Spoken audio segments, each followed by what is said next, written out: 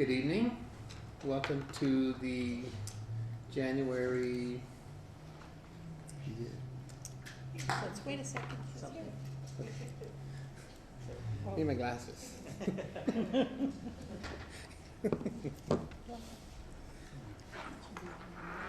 Good evening.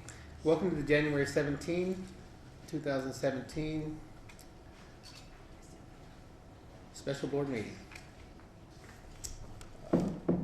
Roll call, please. President Garcia, Here. Trustee Johnston, Here. Trustee Ortega, Here. Trustee Mendez, Here. Trustee Char. Here. At this time, I'd like to open up for public verbal comments. Any comments? Seeing none, we'll move on.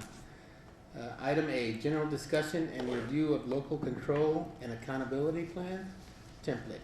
Mr. Dubrowski, Ms. Ford. Would you like me to give an overview to start why we're here? Sure. The speaker doesn't. So, Mr. President, members of the board, over the next few months, the Department of Education will be unveiling not so much a new plan, but a new way of depicting the accountability portions of the grant, of the LCAP. And they started introducing this a few months ago. They will begin, and you'll hear about, as you'll see them, they're going to begin populating data in the next several months, and as new data are available, we will begin to see all of the state accountability measures, which you're going to hear about, depicted in this new way. And all I can tell you is it's a lot about squares and pies that you can't eat or wouldn't want to, and portions of pies of different colors. And so Dave and Paula and Terry are going to explain to you in a way I couldn't, because I don't understand it. I'm just beginning to understand the missing pieces of the pie, but how that will work so that when you see the data about our district, it will make sense to you, hopefully, because it's not clear on it. It's not one of those graphic depictions that are clear on their face. You kind of have to understand what they mean behind it. So that's what we're going to talk about today. Then we have a second item on the agenda about progress on the K-8 facility. So at your pleasure, we will commence. All right. So I will start us off. So if you, and Mr. Duchamp already talked a little bit about this, but basically I'm going to do a review of the LCFF model, so how we're funded, and I'm sure that will be very familiar to most of you, but I do want to go over that. And then Mr. Dabrowski will be discussing the framework in the new California accountability system, and how to look, or what the state indicators are that are involved in that system. And then Ms. Marino will be discussing how those are displayed, and that's what Mr. Duchamp was mentioning when we talked about the pies and the pieces of the pies and the colors. So you'll see how the evaluation rubrics looks from that aspect. So if we turn to the LCFF funding. So this is a little bit different depiction than we've seen before. I always use the other little people, but I have more little people. So as you recall, we're funded by grade span. So we receive our funding for our TK3 students and a certain amount of dollars for each of those students. We receive a certain amount of dollars for each 4 through 6, 7, 8, and 9, 12. And that's called our base funding. So every student we receive base funding for. And then in addition to that, they have what they call grade level add-ons. So for TK3, the grade level add-ons are for reducing that class size. So that is an add-on that is on top of the base. And then for each student. And then in 9 through 12, we have what's a career and college readiness add-on. And so for every 9 through 12 student, we receive additional funds to support those types of programs and students. Then we receive supplemental funding. The supplemental funding is for what we've referred to as our unduplicated count of students. So those students are those students that are low-income students that are on free or reduced lunch. They're students that are English learners or foster youth.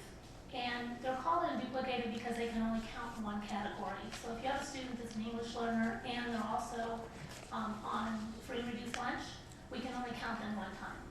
So we only get funding for them, get that additional supplemental funding for them once. And because we're a district that has over 55% of our students that are in that supplemental category, we also receive concentration funds. And so that's the last row that you see there. And we receive that then for 50% of the base funding for each student that is over that 55% threshold. And for us, we're at the 80.1%. That's our unduplicated count for this year. Okay, so any questions on the LCFF funding? I know we've been through it before, but just a quick review. So turning to the LCAP. So as you're aware, with supplemental concentration funds, we have a lot of flexibility with that funding in order to support the needs of the students that are generating those funds. So that's where the local authority, and that's the LCAP model, is all about having that local authority to be able to direct the funds where they're most needed for our local needs. And then we already talked about the additional funding and how that comes in. But what you'll hear about more this afternoon is the multiple performance indicators. And you'll see that in the LCAP, that we now have those multiple indicators, and Mr. Dabrowski will talk about those and what those look like. And then those indicators allow us to focus on not only the achievement, which is what the academic performance indicator, the API, was all about, the achievement and the test, but these will allow us to focus on achievement and growth. And there'll be the ability to put multiple measures in there. So you'll see each indicator will have a series of multiple measures that will make up that indicator. And again, Mr. Dabrowski and Ms. Marino will go more into that,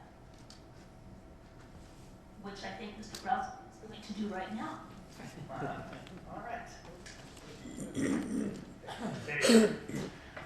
Okay, so before we talk about the new accountability system, we'll just recap the old for just a few minutes. As you recall, that started around the turn of the century, which sounds so long ago. And it was designed, it was the Academic Performance Index, which was really designed to provide stakeholders a way to measure the achievement of schools and districts. And so it was all based on the CST, which our students took each year in the spring. And schools would get a number between 200 and 1,000. That was sort of all the tests lumped together, spin, and then there's your number. So parents, the upside was, for parents, for stakeholders, it was a simple thing. It came out of the newspaper every year, you got your number, and that was your number. And you could see where we fell and ranked 1 through 10 with other schools. We could see how we did with similar schools who maybe had like demographics. And so, but its simplicity was positive because parents could access that information easily, but it was negative because it was that one testing experience that those students took that one day or those series of days in May, and it was a very narrow view of the achievement of schools and districts. So, around 2012, when we finished testing with the CST and when Common Core standards came and when LCFF was put in place, the state really wanted to find another way to measure achievement that was multifaceted, that really reflected all the things that go into good schools and good districts. I mean, there's so much more than just that test that determines whether a school is doing well, whether a district is doing well. And so they've been playing with this idea and working through this for quite some time. We've been hearing about it for a long time. And I know a few years back I attended one state board of ed meeting, and there was a real intent among the board members to find a system that wasn't as simple, that wasn't as punitive, that really sort of showed the full breadth of what happens at schools and districts and what makes a school or district successful. So Their version of that is sort of coming out now. So the new accountability system, which was approved in September by the Board of Ed, and pieces are still being approved as we speak. Not everything is complete yet. But it's designed to capture both local and state requirements and federal requirements too. As you might recall, with No Child Left Behind, the state was sort of at odds with the feds in terms of how they measured schools. We measured kind of on a growth model, and the feds measured on a cut bar model. So there's intent now for our state system to satisfy both the state and federal accountability systems and be a quality measure. You'll hear a lot about indicators, and indicators are the stuff that they're going to measure. So we had one indicator in the past, which was that academic test. Now we're going to have several, and we're going to talk about what those indicators are. But when you hear that term indicator, that's each little piece, each little thing that is measured, whether it's graduation rate or achievement or a whole host of things that we'll go over. And they'll be reported through the evaluation rubrics. Okay, so here are some of the current indicators. The one that is most like what we had in the past is the academic indicator. And the state just met in January, and they're working out the numbers and how that will be reported out, and we'll have some more information about that soon. But it'll be English language arts and math will be the main indicators at this point in time, and that's the CASP test that our students take in the spring. So in that sense, it's much similar to what we had in the past. It's a reporting out of that high stakes test, how our students did, and how our schools are doing. But then as you look, there are a lot of other indicators that go along with that. The second being the graduation rate indicator. So that's how are we doing in terms of getting our students graduated. How many dropouts do we have, and how is that going year to year to year? There's the suspension rate indicator. So how many of our students are being suspended during the school year, and is that getting better? Is that declining? There's the English learner indicator. As you know, our students take a test of their level of English. Our students that are learning English take a test that is changing. It will be called the LPAC soon, but that will be, and we don't know exactly how those results will come out or what the levels will be with that. That's one of those things still being decided, but that will be another indicator how our English learners are doing in their attainment of the English language each year. There are also future indicators that they still haven't determined as well. The chronic absenteeism rate. So how many of our students are missing enough school that it's substantially impacting their achievement? And they don't have, as of yet, a number for what that looks like, whether it's 5% or 10% or whatever that's going to be. They're still working those out. But chronic absenteeism rate will be one of those indicators that we'll hear about.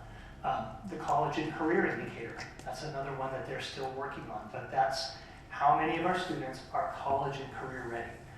For example, one of the sort of draft versions that we've seen, there were 4 levels of college and career readiness, whether there's super duper ready and not quite ready and a long ways to go ready.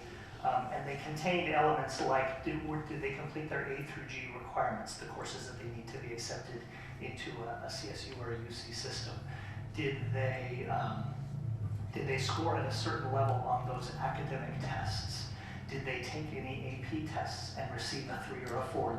Did they complete some career technical classes and go to the capstone level and do that? So there's a whole list of elements that will be part of the College and Career Readiness Index that will say what percentage of our students are at these levels of readiness as they leave us to attend college or embark upon a career. Yes.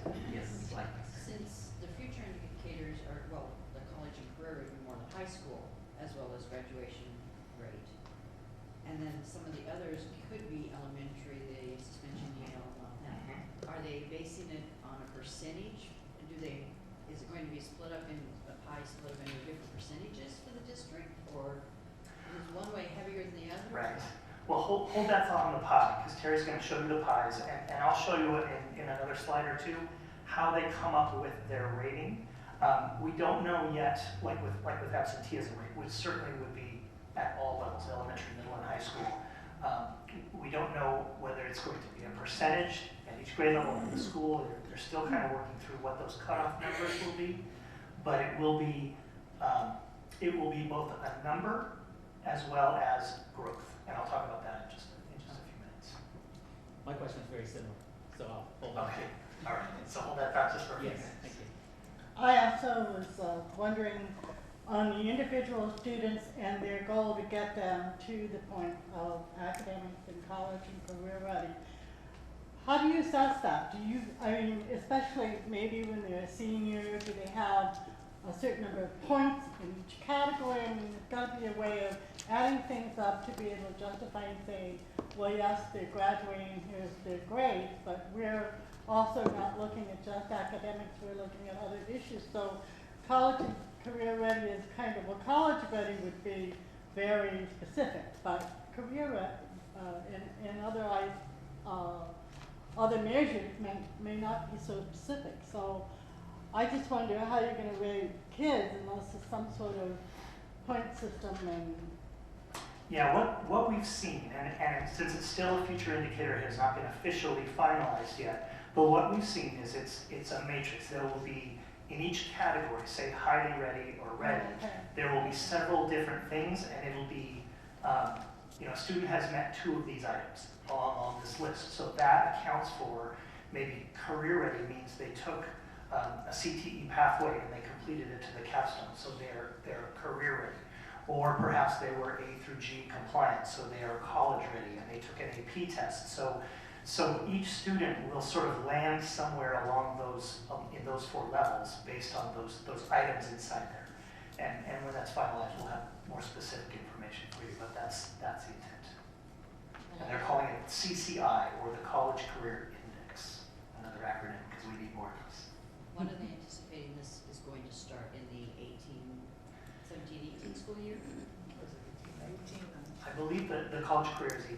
Some of these things are going to start very soon, and you'll hear about that I time. mean, won't have an effect on it until Well, 18-19. yeah, I want to chime in a little bit on that, that we are already reporting our graduation rate and our A through G passage rate. And the 2 are intertwined. So just by example, this year, our graduation rate went up. Even though our A through G completion number went up, the rate went down because that's a derivative of the graduation rate.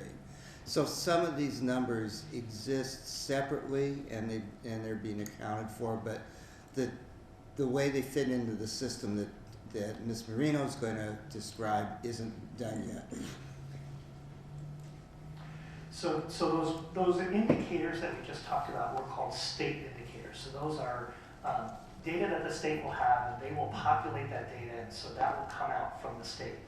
The others are what they call local indicators, so there's local control.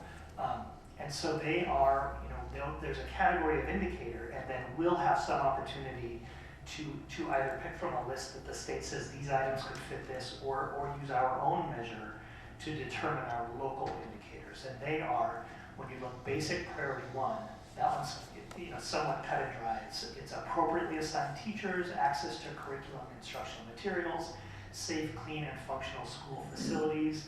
And that probably brings to your mind those Williams inspections that we receive and report on. Some of those things are directly inspected. So that will be a pretty basic indicator that we can show that those things are all met.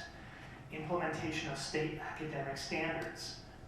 Priority 2, parent engagement and school climate will be some areas where some decisions will get made at the local level, like what are we using to determine that, and how are we reporting that out? For example, when you think about school climate, there's surveys that we've given our students, surveys that we've given our parents and stakeholders, information that we're gathering. So we're looking at those ways that we're currently gathering information and seeing how can we use them or improve them so that we can accurately measure that school climate indicator. And then that data will be something that we will provide or that we will upload into the accountability system.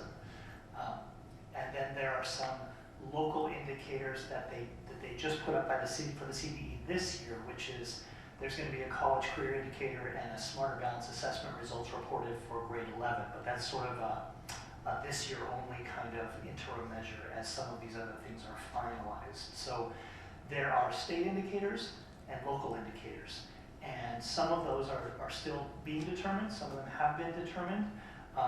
but those will be the stuff of which we will be measured. So as you can see, there's a lot of factors that go into that accountability model, a lot of pieces that are part of the puzzle of successful schools. And the way it's going to get reported out is through a matrix of two, like a spreadsheet of two different levels. There's status and there's change. So the status is what's your number? What percentage of your kids, scored at this level or above? Or what's the percentage of students that graduated? How many of your students were college and career ready? That's status. That's where we are right now. And then the change level is, where were you last year? And what's the difference? Did you go up? Did you go up a lot? Did you stay the same? Did you go down a little bit or down a lot? So both of those two factors are going to be taken into account. Your current performance and where you were the year before. So that it does a little bit of both those things, like with the state and the feds, so where you're at and where you're going and how successful have you been. And so those two status and change things, when they mix them together, they'll get a color, and it will be the color of each of the pies. And so as you look down at the colors, red is bad, and orange is a little bit better, but not really good. Yellow is in the middle, and green and blue are good colors. So we strive for green and blue colors, and those are the different colors. So when you see those pies, they will have a color, and that color will give you a sense of how well things are going in each of those indicators. And so if red was my favorite color, I'd probably gotta Not pick anymore. some of it. And so this chart kind of shows how they come up with the colors. And we've added our graduation rate data in there and circled like where we would fall at this point. So if you look at our status, or where our graduation lays right now, is 89.2%. And if you look at those levels from very high, high, median, low, and very low, we fall in the median level. So 85 to less than 90 puts you at the median level. I might point out that we're very close to the high level, but we didn't quite get there. So that's where we fall on the status. And our change was, we went up 7%. So then when you look at those descriptors across the top, there's declined significantly, declined, maintained, increased by 1 to 5%, or increased significantly.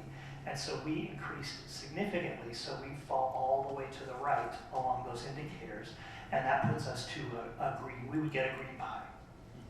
So that form, that will be applied to all those different indicators. The numbers, 90% or less, those might be different depending on what it is that they're measuring, and whether they say up by 5% or down by 5%.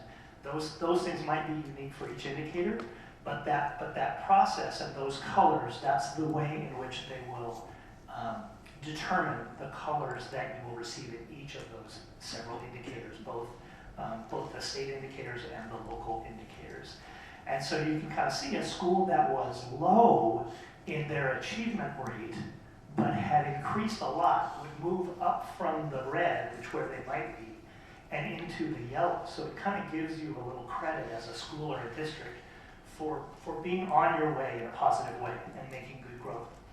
With our level of 89.2%, we could have been orange, we could have been yellow, and we could have been green. And so since we were improving, we get credit, both for being at that median level and for improving over the last year.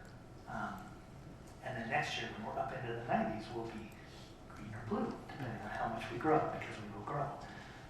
But that sort of gives you a sense, this is how the colors are determined. It's a combination of both where you're at and where you're going, or where you've been. And that'll be the way in which you will see the colors of the pie. So this chart is really important because it gives you a good handle on what do those colors mean when they come out. Now, the next year, how are they going to determine how you move then? Well, so we were at 89.2% this year, and so if we go up 5% to go to 94.2, we would still stay on that increase significantly. and yet we'd be in the next category up, so that would get us to blue. If we went up from 89.2 to 91, we'd be one over to the left, so we'd be in the increased box, and we would also have gone up to the high box, so we'd be at that green level. So they'll look at this year's and next year's, and they'll compare it to this year's. Does that make sense? Yeah. So you gotta look at where you're at and where you were before, and then just figure out where your dot goes in those colors, and that's the one you get. Okay, so why is the gray over there not being used? What is the purpose in having the gray?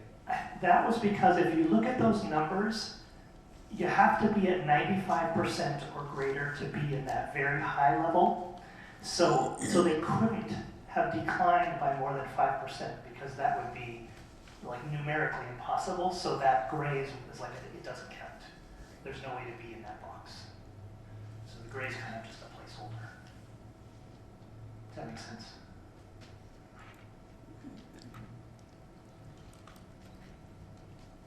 This is the newer, simpler way. They have lots of money to do this? And as you can see, it loses the simplicity for parents of the old one-level system with one measure, and it replaces it with a lot of measures and a lot of complexity. And so it will be really important for us to do a good job of explaining to our public what our numbers mean when we begin to get them, because they're not going to be something that I can look in the paper and say 840, that's good. It's really going to require a little bit of thinking and looking and of delivering that information to parents in a way that's understandable to them. So then when they compare with other districts, we're just gonna be in the blue or we'll be in the green? Whatever. Yeah, and you'd have to compare every single piece of it independently, and which is good, because then, for those of us who are developing programs and setting directions for the district and trying to, it gives us a good idea of where our strengths are and where our opportunities for growth are, because we might see, oh, we're blue in this area, we're blue in this area, we're yellow here, so we really need to take a look at that and see what it is, what's causing that, and how do we shore that up and make that better. But there are so many different areas that it gives us a good way to do that, because we'll have real specific information about our achievement in lots of different ways. Will this only be the district or will this be the schools too? It will be both. So if a parent wanted to move their child from one school to another, that's what they would look at, is how the school fared in some of these? A parent could do that. This will be the accountability information for our parents. So if a parent was so inclined and wanted to say, I want to find the bluest school, they would need to kind of look through each of those indicators and decide. And they can decide which indicators are important to them. Maybe the amount of students that are being suspended is important to them, or maybe the college and career index would only apply to high school, because those are high school level achievement data. But maybe the academic indicator is what's most important to that parent, and so maybe that's where they look. It would just depend on what value they placed on the different pieces of what makes a school, or maybe they just want the most blues. Are we going to need to keep all of our high schools, say, even with each other as far as what they're offering, so that our district stays up in a higher? Well, I don't know how to ask. Do you understand? Yeah, I know what you're asking, and I think the answer is we certainly want to make sure that there's equity in terms of opportunity in our high schools. However, for example, each of our high schools has a unique set of career technical pathways that they offer that are different from the other two high schools. In an accountability model such as this, that wouldn't matter, because at each of the three, a student has the opportunity to complete a career technical pathway, and that leads to them doing well on that college and career index, or CCI. So while each of the three schools have a little different pathway offered, they all have a pathway offered, and so there's equity of opportunity. We don't necessarily have the same number of students at each high school Right. that are in each of those pathways. Right. But want a similar percentage of students because we want them all, you know, to be moving forward appropriately. Real percentage, not a number. Right, right. Okay, it's my turn. Sorry. This is the piece that's very up in the air right now. It's in development. We have not actually even seen the website where these colored pies are going to be. We only have samples of the materials, so I'm just going to show you reflections of the samples. Whether or not they're going to be exactly like the samples, I can't guarantee that. I can only show you what they'll look like, so you sort of have an idea of what the site looks like. And just like Dave said, the categories from lowest to highest, so you're going to see little pies. So the red will have one little pie slice. The orange will have 2 little pie slices. The yellow will have 3 pie slices. Green will have 4, and blue will have a full pie. So I was at a CCEE, a California Collaborative meeting where they talked about bringing in a marketing person, that they felt that this was going to be the most effective to use with parents. So we're not sure if it's going to be the most effective, but it can be somewhat appealing. As you look at the chart, you'll sort of see what they look like. They are calling this the California School Dashboard as well, so you may hear dashboard mentioned in some of the materials that you look at. And so you can see this one is an all-student layout of a dashboard sheet. And this one you would see here, you would have the state indicator at the top, and this would be a status and change data layout report. So here would be the state indicator. Then you would have, you would have your all student performance, your status, and your change. So here you can see where the pies are. You'll see what they did put chronic absenteeism on this with a non-applicable, because they do not have that indicator set yet. So whenever an indicator is not fully set, it will have an NA. But you'll see in this chart the suspension rate is in all blue, and it sort of gives you the status and the change for all students in this pretend district that they did this chart for. The English learner indicator, you'll see here, it has 2 pies, 2 little pies. So what's 2 little pies? Orange is 2. So if you have 5, it'll be blue. You have 4, it'll be green. 3 yellow, 2 orange, 1 red. So it's going to have that shape to the pies as well.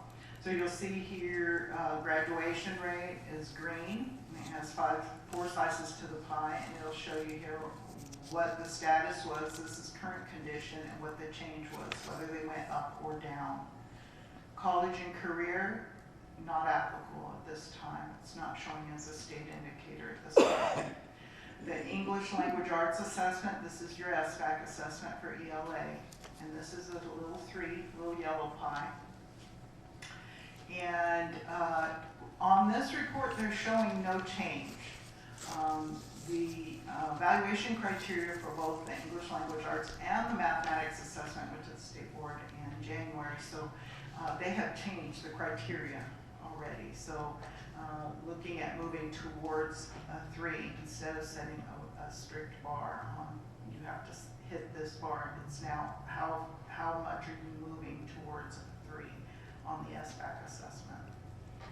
So we really don't know what that's going to look like until that data is compiled and put together, and we'll get an idea what that will look like, as well as for the mathematics. That's why it says no change here. Now we'll have a local indicator section here at the bottom, and you'll see here what Dave was showing you, the basics, the implementation of standards, parent engagement, and local climate survey. These ratings are done by us at the local level. That's why they're called local indicators. So they'll give us a rubric criteria for designing how we assess that. And right now it's on a met, not met, or not met for 2 years or more.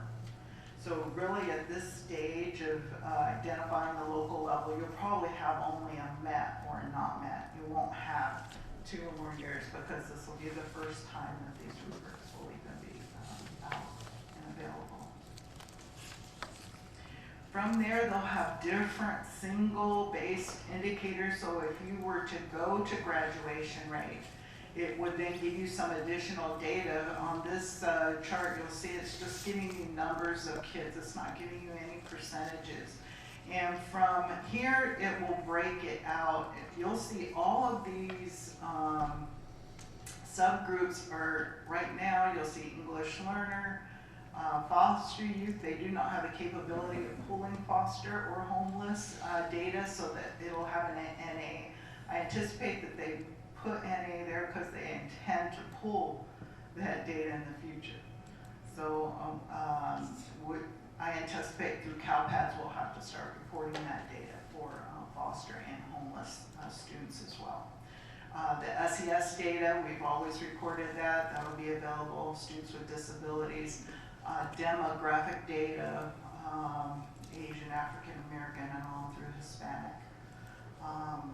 From these reports, then you can pull by your color. So they have it pulling by blue and green, by yellow, and by red and orange. That way you can see if there's areas. These are intended to be to look at your strengths, look at your weaknesses, look at places you want to have improvement. So they have, so you can see how many ways that these charts are going to have to be disaggregated.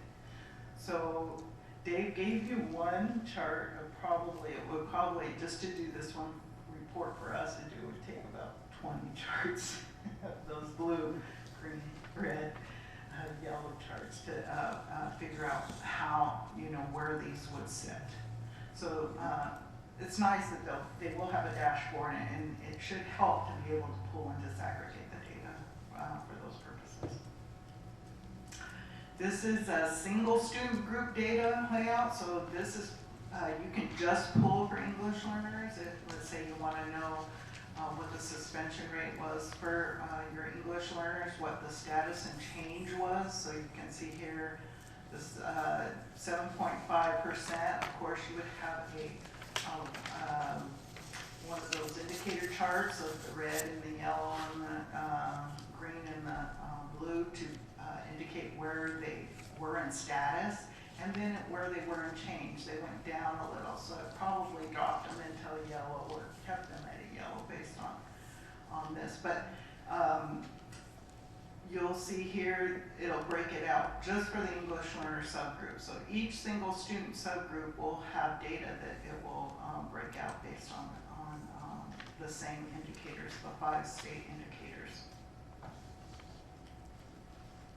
This is an all student group, all state indicator data layout. So this one's a little bit busy.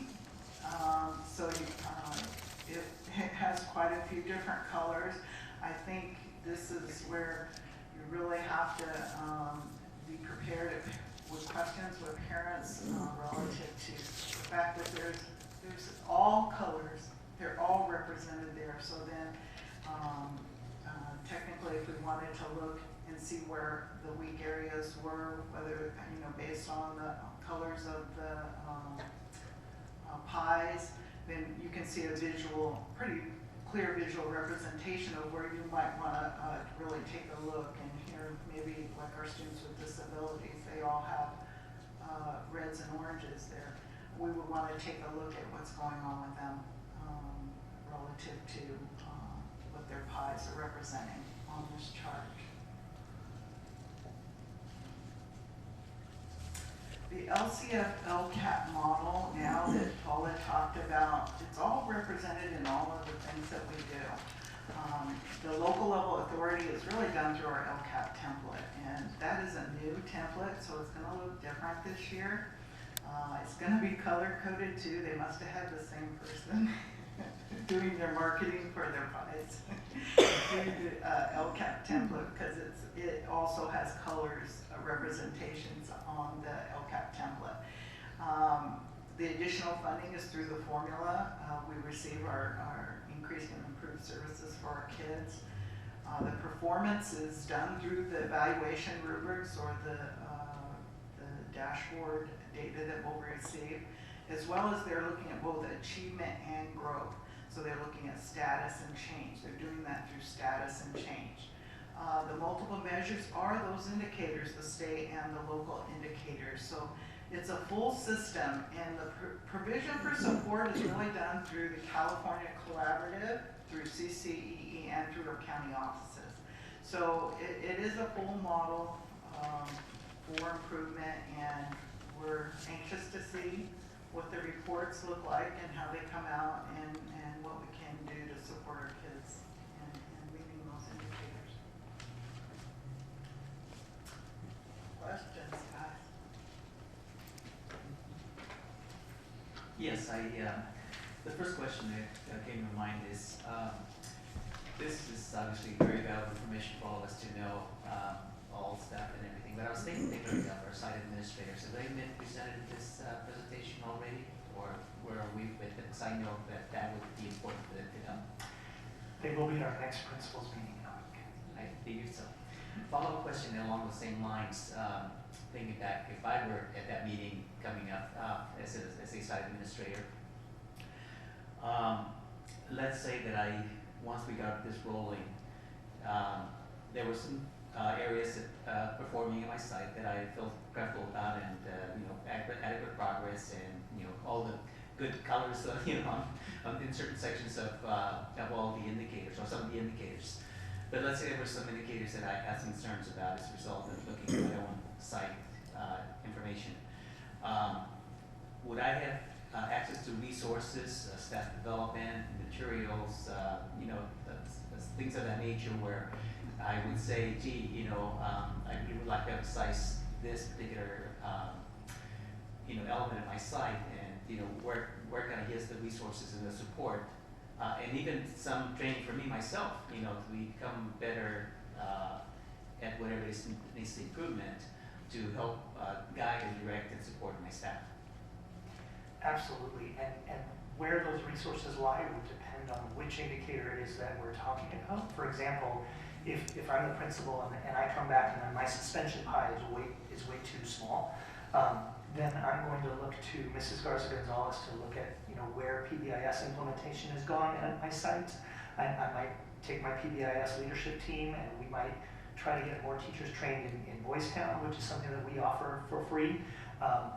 There's a whole series of things we could do, and it might look, as I'm planning for my LCAP next year and how I'm going to take my budget and spend those dollars. Maybe I'm going to look for some concerted, systematic way to develop the capacity of my teachers in terms of classroom discipline, or depending on where I feel like or where my leadership believes the problem is. If it's academics, then maybe I'm going to look towards my instructional coaches that might come and do some staff development with my teachers, or maybe some data analysis in my grade level teams. It would just, again, it would kind of depend on which indicator am I concerned about, but there certainly are resources available for all of them, and many of us here in Ed Services who could help out with that in terms of guiding them to make those decisions. And kind of a follow-up question in terms of resources. My understanding is that the governor doesn't feel as comfortable with it, and not he's always willing to give out money, freely. But once again, he's talking about the fact that resources are going to be more limited than they were in the past year or two. How will that impact the programs in this area, and then also, of course, the funding for LCAP? All right, I'll take a stab at that one. And that's the question of the day, hour, and month. So basically, I've been about it a long time. yeah, we are, as you know, over the past 3 years, we've built an LCAP that's focused on all of these areas and systems within the district. So if I go back to your question about chronic absenteeism, we've built a system working with Mrs. Garza Gonzalez and her team that look very closely, track absences, send out letters, do follow-ups, do mediations with parents, come back, and really provide a whole system. So each area, in order to achieve growth, really needs continued resources, being nurtured, being fine-tuned, and or changed. For example, we're going through a process now of reviewing all the major areas of the LCAP, our professional development, how we're doing with things like interventions. Where it will get very difficult is, so next year, we are expecting, as of now, not even enough of an increase in funding to make up for the increased costs of PERS and STIRS in the service to salary schedule.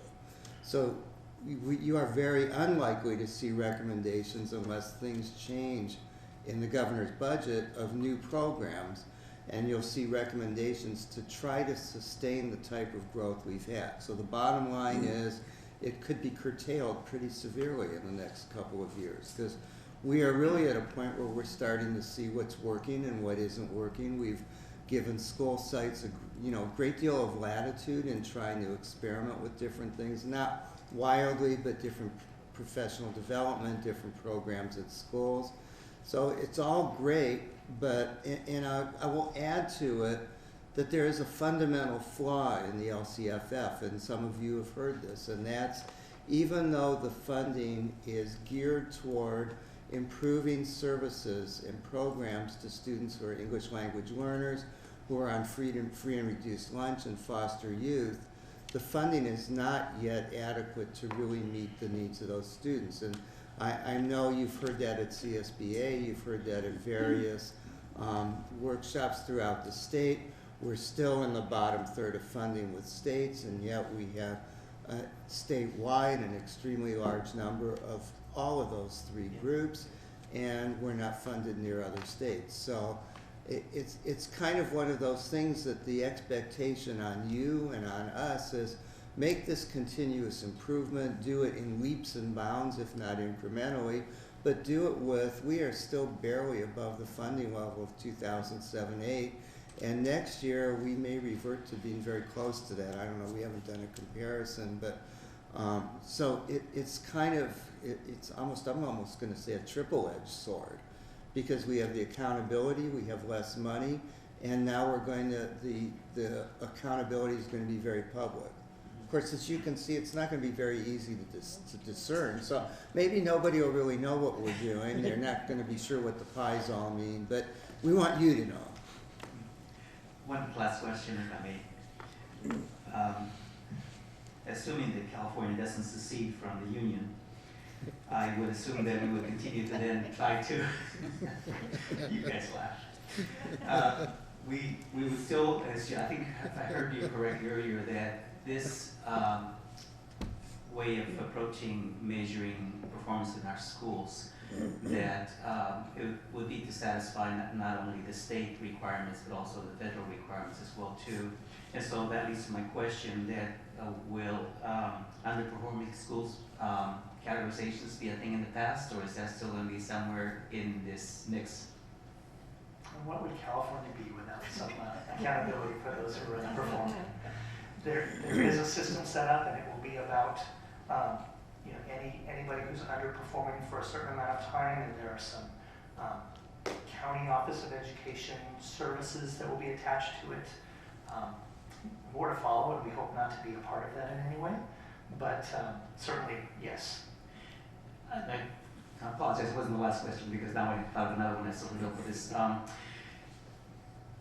would imagine that the feds would be looking at certain indicators that they would prefer to monitor, as opposed to some of the many others that are on the list that we've seen here today.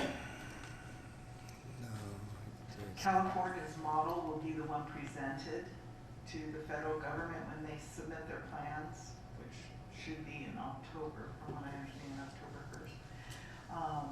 So our model will be what they will be looking at as far as accountability.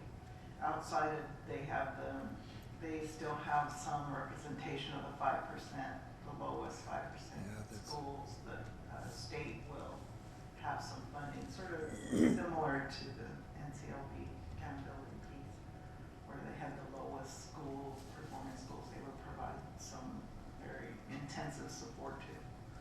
But it will be the same model as far as I know, that will go to the federal government. Yeah, I want to piggyback on that because I think it's now, what's today, the 17th? So 17 days that S has been in effect actually. Right.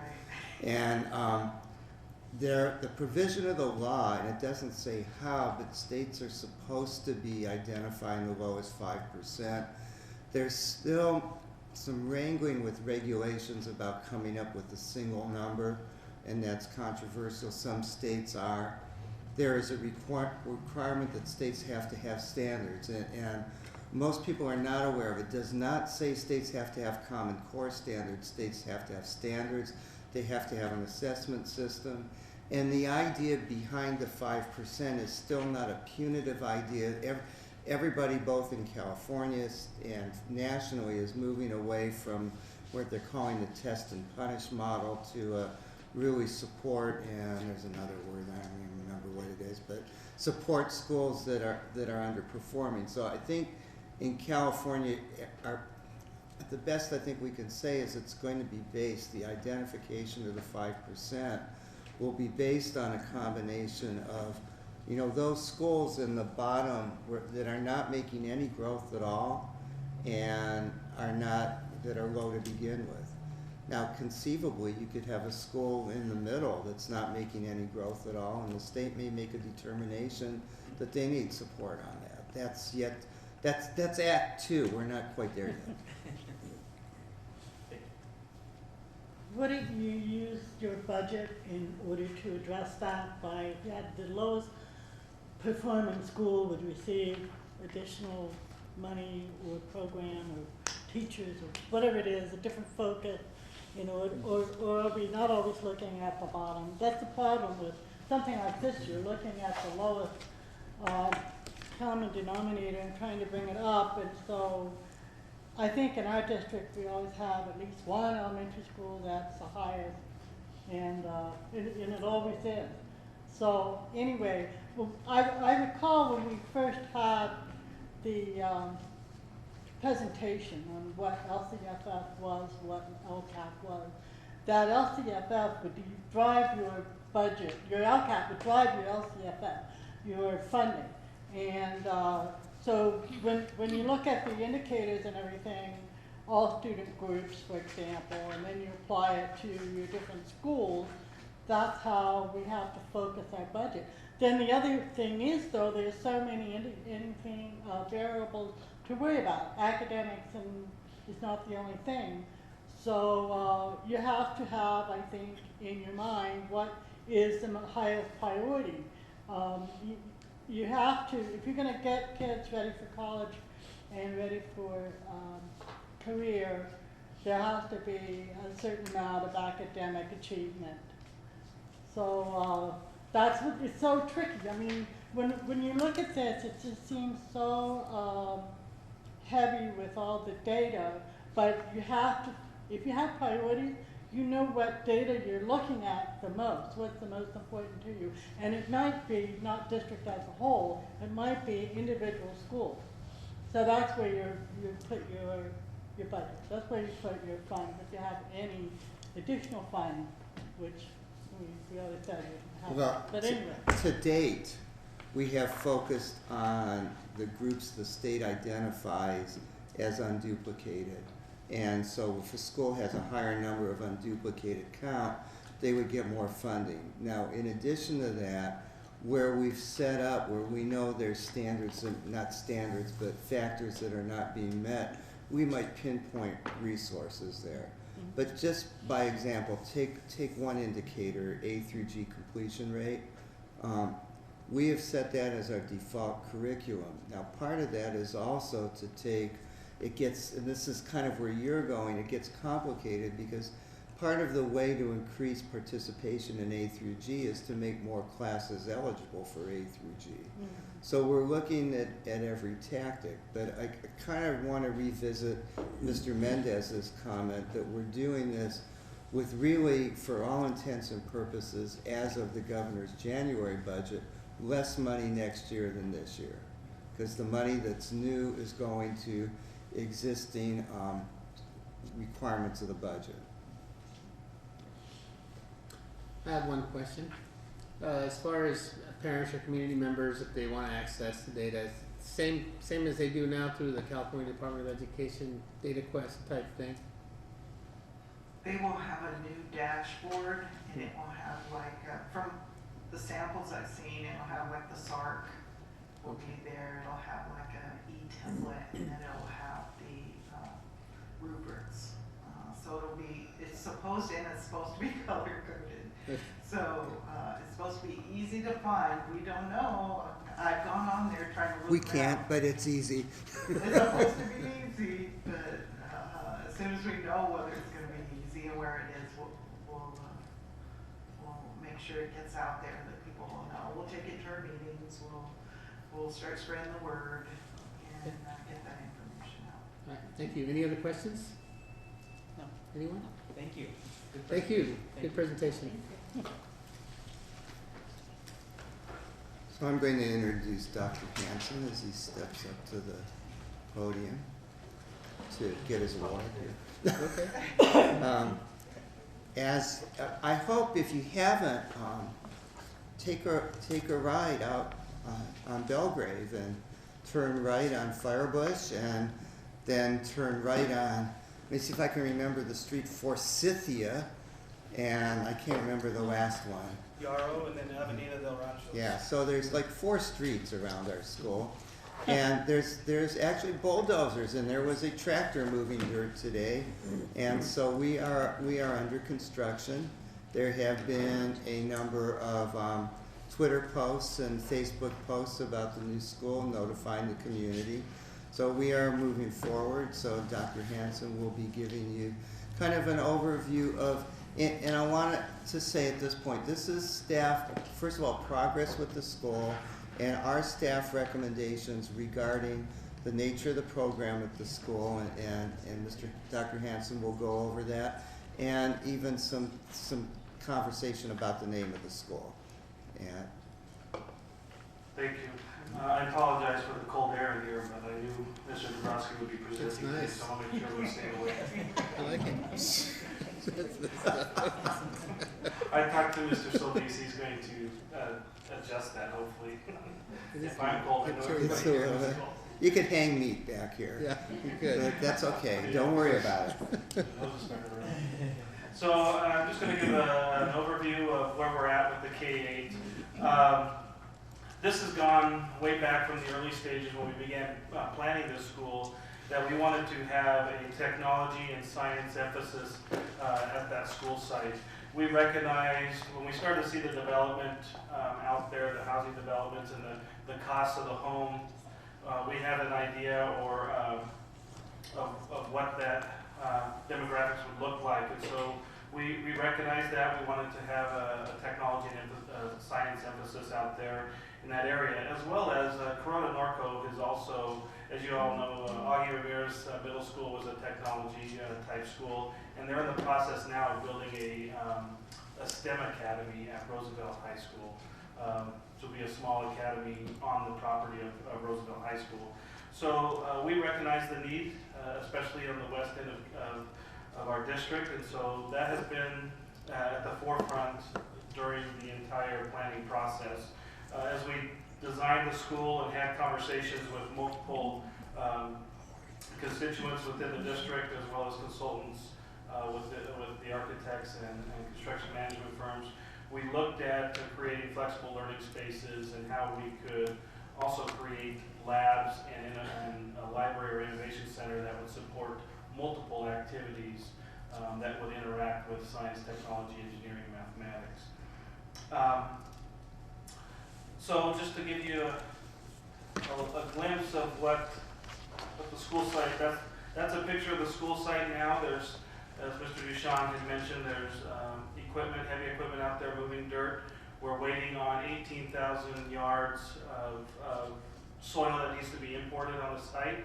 We've received all the testing results for the import site, so we're ready to start moving dirt, although the weather has really caused a delay in that process. In fact, we wanted to get in there today, but the import sites wouldn't allow the equipment to come in. They probably won't allow it tomorrow, and there's major rain coming on Thursday and Friday. It takes about, in about a day, they can import around 2,000 yards, so it'll be a couple of weeks to get all that soil in. But we're there. We're at the initial stages of the school.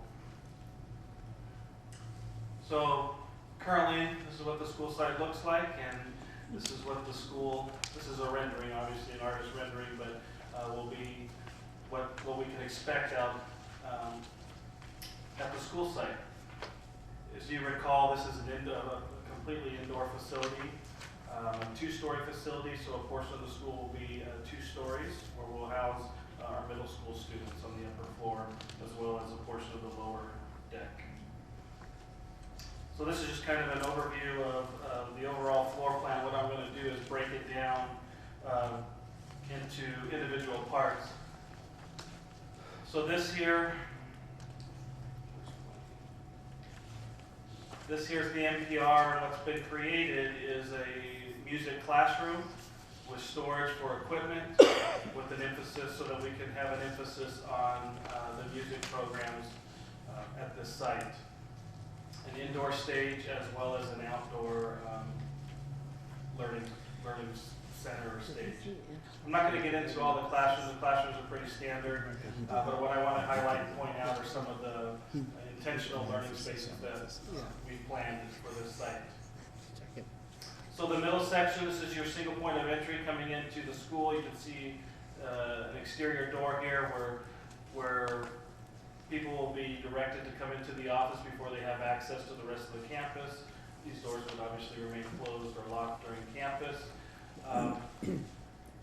Directly in front of the office, we have what we're calling an innovation center, which is essentially the school library, but you know, technology nowadays, a lot of the books are found online, and so we're utilizing this space more as an innovation center. So you can see how large the space is. It's really a library with a classroom, what's equivalent to a classroom space, what we're calling the maker space, but it's open and it's flexible, which will allow multiple classes to come in and utilize this facility. And it'll provide an opportunity for the school to provide different activities interacting with technology. So we might see a technology hub where kids can come in and work on coding. We might see a station where kids are working on robotics or some sort of engineering activity. But that's the idea with this flexible learning center, is to be able to provide those activities. Dr. Hanson, excuse me, I do have a question in regards to, say, for example, science. Any space in there dedicated to specifically, I guess in today's day and age, maybe are still known as science labs?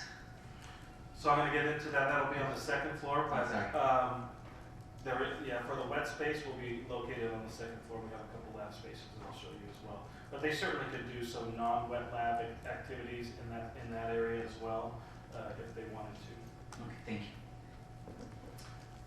So here's towards the back of the school, and if you remember the original design, this was actually the NPR, but it became a K-8 and increased in design. Our middle school students will have the lower floor, and then the second floor will be stacked on top of these classrooms, and this entire area here will be the second floor. And that's where our middle school students will be housed as well, to keep them separated from our younger students. This is our kindergarten wing, so you can see here that it has its own entrance.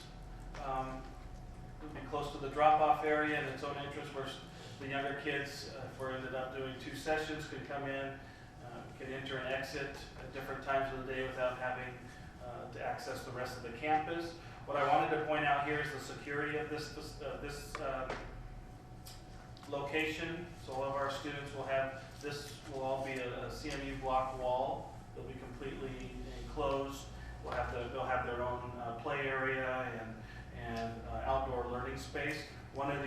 here is being designed for SDC classes, or primary SDC classes, so they have a restroom with a changing station built into the classroom. And then this also provides options for extended learning opportunities after school for our younger kids, where they can be kind of isolated in their area and have their own space and not have to mingle necessarily with older students in an extended learning day.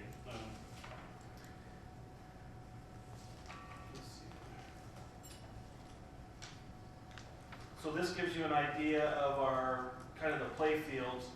So this is where the middle school classes will be. This is a two-story facility, and we're using the building to kind of separate the age groups. So on this side, we would see our younger students, our TK3 or primary grades, would have access to this play area here, while our older kids and middle school students would stagger their times in utilizing these larger play areas. As well as the play, we have two separate play fields. This here is a larger play apparatus for those younger kids. And then this is the second story. These are all classrooms, but what I want to point out is what Mr. Mendez had mentioned. Here, as you can see, next to a regular sized classroom, these are larger labs that are being designed, innovation labs, and they can be used for a variety of different activities, whether it be in science, technology, or engineering. But there's two lab spaces there. And then I also want to point out our flexible learning space. So this is an area here that can be used for a variety of different things, where if there's students or teachers that are having like lessons or working on a unit of study and they're doing a common activity, they could essentially work together in groups, and come out and have an area where they can work as a cohort or do separate things, isolated from the regular class activity, if they chose to do that. The other thing that we did with these classrooms, if you notice, they're essentially the size of a regular classroom. So we are planning, if we did need to grow, or if the enrollment did grow, we would simply fill these rooms in and gain 2 more classrooms there. But in the interim, we're utilizing that space as kind of a flex learning space for a variety of different activities. Does it have portable walls? It won't have portable walls, it'll be wide open. So they will have projectors, so projectors are on each of these walls here. So essentially a teacher could take a small group of kids and work on a lesson, or have them, if I'm working in the lab, maybe send some kids out into this flex learning space to work in collaboration on a portion of that assignment. So it's a flexible learning space. It can be used in a variety of different ways, depending on how the teacher or teachers would like to utilize that space. And is that also, if they wanted to do a couple of classes, wanted to get together and do something? Exactly. So it just provides flexibility to the teachers for collaborative learning.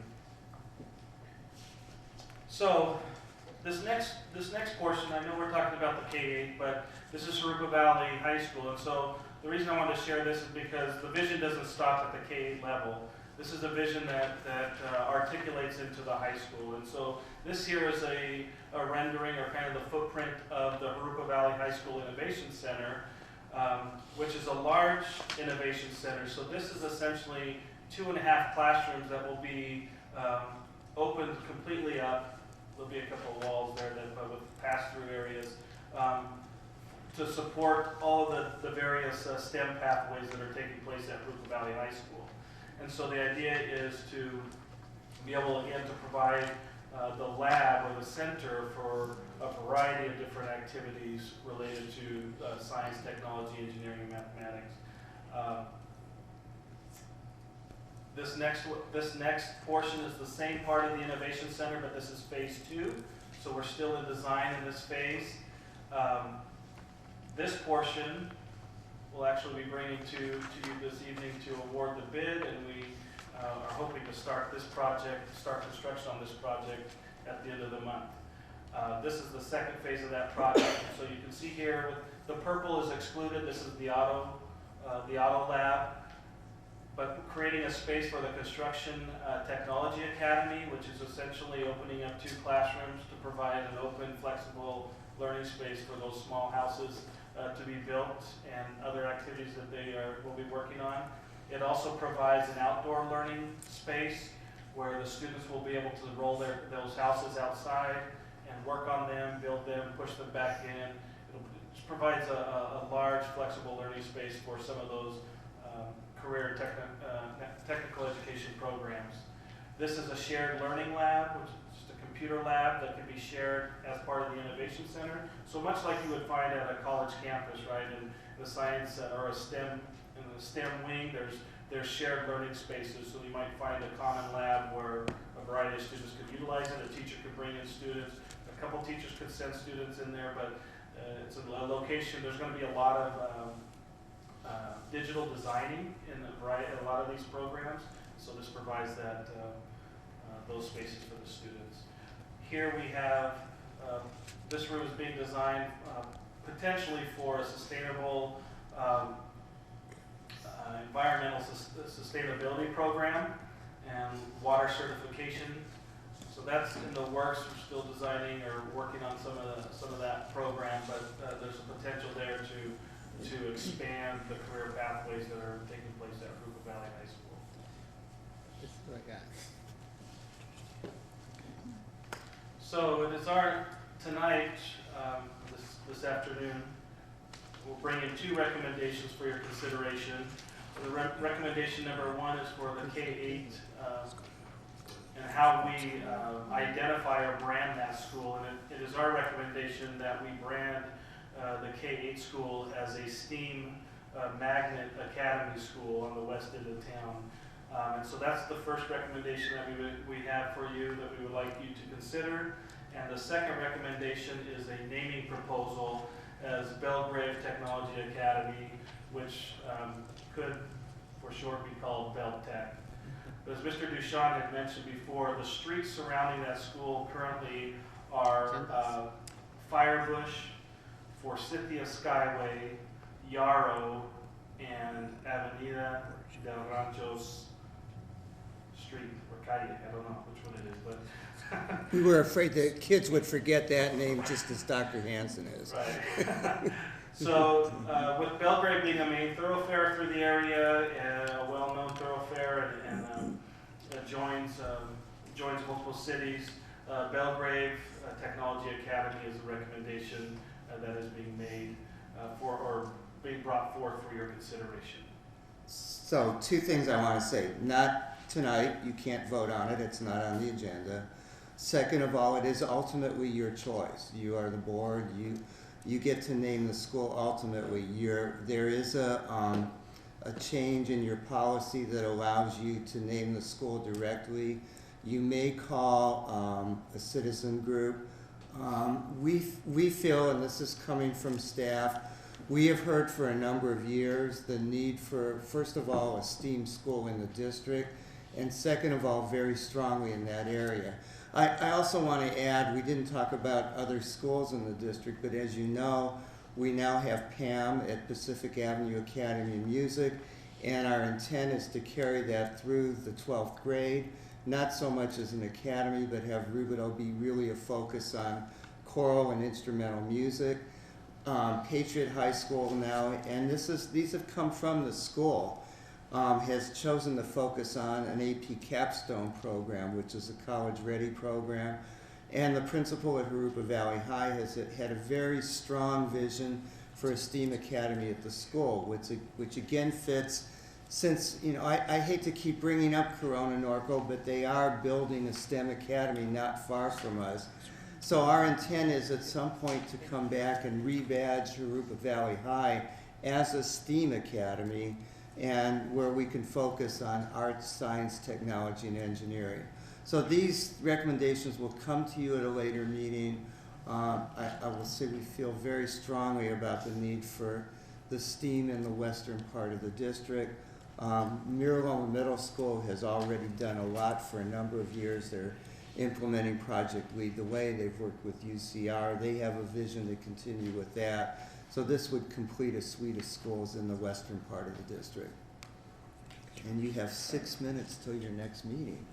So ask as many questions as you can. And not a question necessarily, but just a thought. Looking at building a new facility, a new school site, and looking at the pace of change in everywhere in our lives, in technology and building and construction and so forth, and the fast pace of the change in our future, how do you even approach this task, such a daunting task, to envision that, you'll be building something that would not be obsolete in, 2, 3, 4 years from now, or maybe even sooner? I mean, just. Well, we have very qualified staff in-house.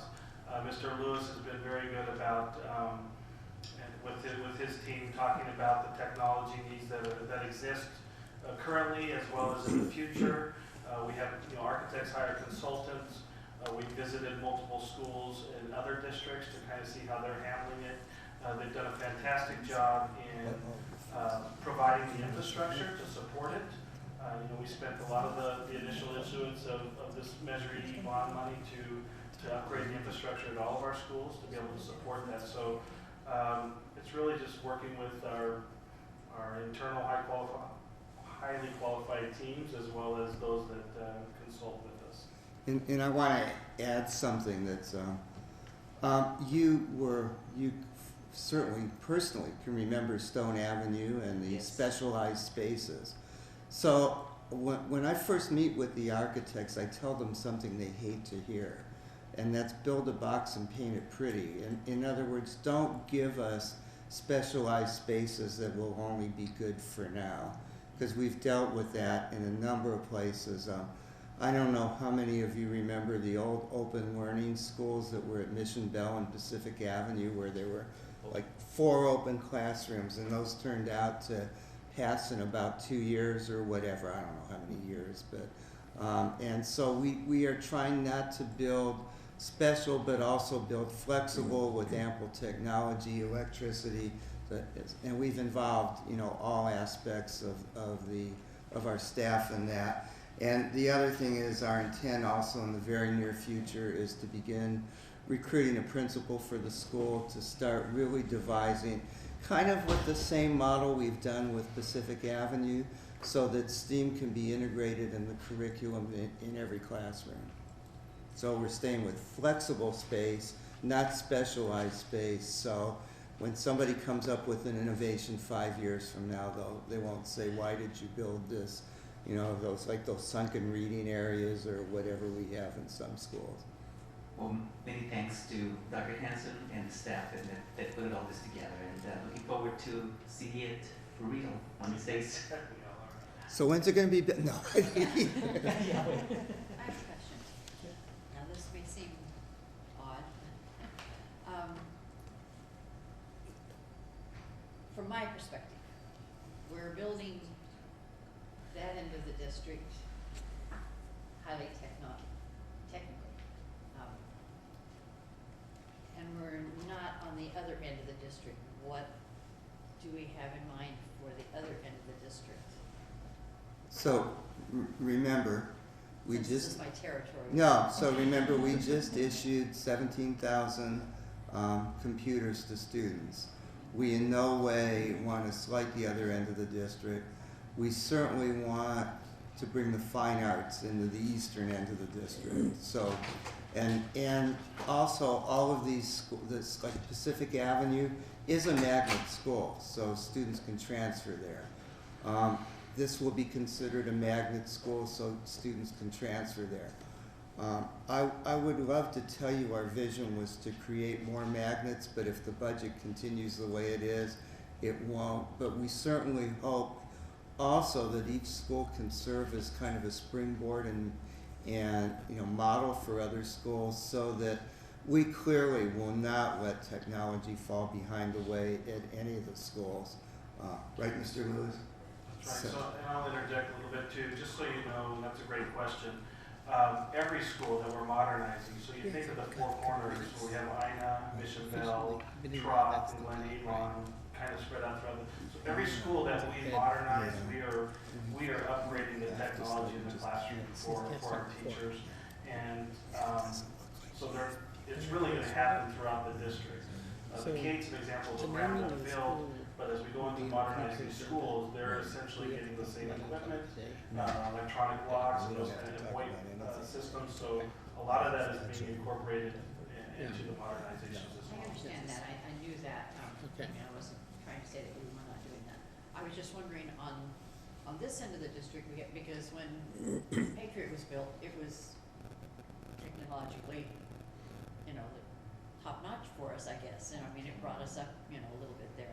And Rubidoux is still not there, and then now we have Jurupa Valley who's picking up a little bit. I mean, this is from my perspective, maybe I'm not looking at this properly or something, I don't know. I was just wondering on the other end, and we have out in my area, there is a lot of industrial as opposed to areas where people are gonna be building homes. So we're not gonna really populate that area too much, I wouldn't think, in the next few years. I mean, we could, but I don't foresee that. It's been- Well, there are there's some pocket developments going in, even along Crestmore. So keep in mind too that Ina is being totally refurbished, and as we've looked at that, we've also looked at a technology kind of anchor at that school as we rebuild it.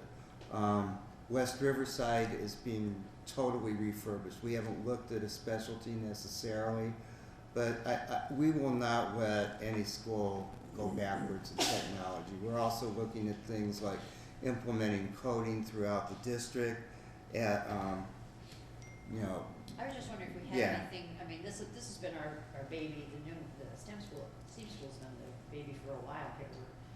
This a new thing, we've never had a K-8 before. So I was just wondering, is this something that we might do in the future? Again, are we looking at another one? So two things I might say. One is also keep in mind that we've put the medical assistant back office program at Rubidoux, and we just opened the adult ed program that complements that. At one time, and I know we have to move on, we had a vision of building a number of K-8s, and that was when our enrollment was growing. So that's kind of in the back of at least my mind. If we start getting sustained development, we could move to other K-8s. But this will give us an opportunity to see how it works. I think that was mainly my question was, are we going to build more K-8s that do something like this? Like in the middle of the district or out, like you said, Glen Avon area? Probably not new ones, but for example, Pedway has an additional 8 acres by it. There's room. And so, really, and each of the schools is going to have some kind of technology bent to it also, like the first responder Patriot. I'd like to just say that we are putting technology in every school, and I think we need to have a different perspective, because I think I know where you're coming from is the fact that we don't have like all of our high schools with the same courses and the same advantages. But I think as a board, we need to be more flexible to say that, look at Rivercrest, for example. If you're going to Rivercrest, you will still have a home high school. Couldn't you choose any high school you wish to be your home high school, still do your classes at Rivercrest, for example? Maybe we think about allowing those who are able to take career classes at one high school and other academic classes close to where they live. I think it's being a little bit flexible in our thinking, because it is hard to say, okay, well, Jurupa Valley only offers this, Patriot only offers that, but you could go to junior college while you go to high school at Rubidoux. So those are things we need to be really flexible about. Any other questions? Thank you, Dr. Hanson. Great report. Meeting adjourned. We have to open it. Yeah, you may as well open it. Good evening. Welcome everyone to the Tuesday, January 17th, 2017 Jurupa Unified School District Board of Education meeting. Roll call, please. Yeah. Trustee Garcia. Here. Trustee Johnston. Here. Trustee Ortega. Here. Trustee Mendez. Here. Trustee Chard. Thank you. I've never done that before. for. So at this point, I'd like to open up the public verbal comments section of the meeting. Anyone wish to approach the board with any comments? Seeing none, I will close that and we will recess to closed session.